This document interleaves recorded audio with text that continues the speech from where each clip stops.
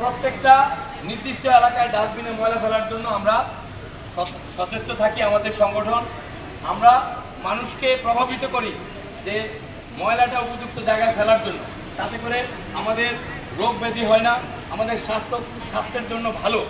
সেজন্য আমরা এই আন্দোলন, আমরা চাই চাঁদপুরে ময়লা পরিষ্কার, ময়লা থাকবে না, চাঁদপুর এটা সুন্দর শহর হবে। তোমরা কি সবাই চাও?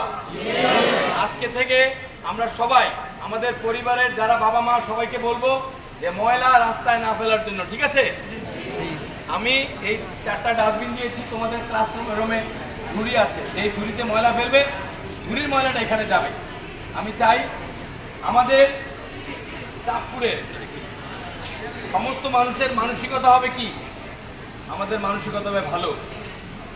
যদি আমাদের মানসিকতা ভালো হয় তাহলে আমরা পড়ালেখাও ভালো করব, মানুষের সঙ্গে ভালো আচরণ করব, মানুষের সেবা করব, বাবা মায়ের সেবা করব।